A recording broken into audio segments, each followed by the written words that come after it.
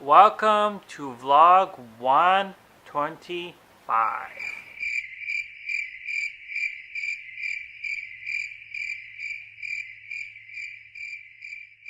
Hey guys, welcome to another Project Runway review. This is the review of episode 9 and it's called He Said, She Said of season 11. Now before I start the review, again, I'm sorry that this is so late, but I've been extra tired with work, and on the weekend I kind of want to relax, and then I kind of forget that I have to edit vlogs. So the vlogs are coming, I promise. Okay, now the episode, like I said, is called He Said, She Said. Interesting title. And as far as you guys remember from my last vlog, the loser was Amanda, which I totally do not agree with, but I told you about that in my last vlog. And if you guys realize, and if you guys have been counting, there's only 7 contestants left. So it's getting down to the wire, and harder and harder and harder. Now, the challenge of this episode was they had to go to Lord and Taylor, and they had to be inspired by the Lord and Taylor rose symbol, and they can interpret the rose symbol any way they wanted, and the outfit that they made had to be ready to wear, and it had to be ready to wear for spring 2013. Now, each retail item had to be under $250, meaning production and all that kind of stuff. There were 3 teams because there's obviously 7 people, so one of them had to be a 3-teamer. And the 2 teamers, 2 teams of 2, got $150, and they had to make 2 looks. And the team that had 3 people in it got $225 and 3 looks at Mood. And they got 1 day, and if they won, obviously the design would go into all the stores and online and all that kind of good stuff with challenges like this. Okay. Like I always tell you, I am not discussing the episode anymore. I'm just doing my review. Now, the judges were Heidi Klum, Rachel Roy, because Zach Paulson was gone again, Nina Garcia, and the president of Lord & Taylor, Bonnie Brooks. Now, we're going to review each and every person, and just remember that the pictures are at the end of my vlog. Patricia. I actually like this look. It's flowy, as Patricia says on the runway, and it's not obnoxiously pink. And it looks actually quite unusual. Now, the clothes need a little work, but whatever. I love the back slit, and I think that what needs work is the crotch area, but it's okay. I forgive Patricia for it because she actually did something that was not in her comfort zone. And then Stanley was also on her team, and the dress is wonderful that he made, but it is not unusual, and it is not something that I have not seen before. And meaning I have seen it before in an array of colors, and there's some kind of weird box thing on top of the dress where the model's breasts are. So I don't know what that is. It's some kind of seams that are popping out, which is kind of annoying me. So Patricia and Stanley were on a team. Now Richard and Samantha and Liana were on a team. And let's talk about Richard's look. He needs to go home. Liana is correct when she says that he keeps making the same collar blocked outfits with the stripe going down one side.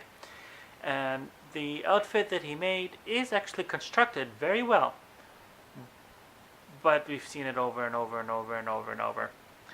And if I didn't see it over and over and over and over and over, this dress would have probably been more successful for me.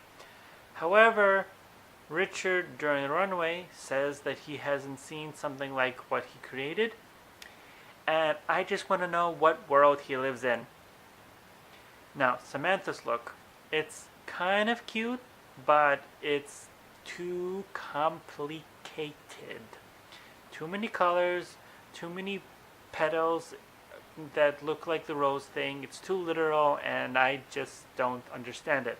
Now, I understand that she wanted to be junior look, and she wanted to try to bring a new customer to the, Lord and Taylor. And because of that, it looks fitted, but it's still way too busy. And the heart cutout on the back is quite sweet and quite unusual. But there's 3 options for that I would have edited myself if I was her. I would either put some kind of solid color in the back with the heart, shape, or clean it up a little bit and obviously make the heart look more like a heart, because the cutout was a little bit weird. But the other option she has is don't use it at all. But I know why she did it, and it was quite okay with me. Now, Liana, she made a flowy, sophisticated outfit, but I have seen it so many times before. The print, none of the judges liked, but they liked the actual dress, and they liked the actual leather that Liana used around the waist and, wrapping around the model's neck. But I like the print, and I don't know why they call it an old lady print, but it's very spring, and I like it. So I don't know what the judges were thinking. Now, the team winners were Daniel and Michelle, so I'm going to talk about their outfits now. Now, Daniel, oh yuck. This pink screams out bubblegum or Barbie, and the type of dress is probably something that I have seen a billion times in a billion colors. And it looks like a nurse trying to make a fashion statement with the wrong color for the outfit. It's decent though. However, that dress could maybe have used a print to make it more unusual. But I really love the thing that he does with the shoulders where it's pointed a little bit. It's soft and it's, not too drastic, and I like it. Now, the winner of the competition for this episode was Michelle.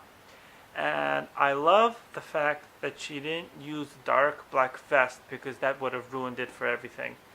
And this color I love on the model, and the color can actually work on multiple people or multiple women. And the dress isn't skimpy, and it's not too short, and it's not slutty, and it's not too much sex, and it's really, really good. And you could probably wear this outside of spring. And the back did something funny with the zipper, but it could have been just me. Now, the safe people were Patricia and Stanley, so they went in the back room. And the winning team, like I already told you, was Michelle and Daniel, and Michelle won, and I absolutely agree with that decision without any further discussion. Now, the decision that I don't agree with is the losing team. The losing team could have been Liana, Richard, or Samantha. Now, Liana ended up being safe, and it could have been Richard and Samantha. Who do you think went home, Richard or Samantha? Tell me in the comments below.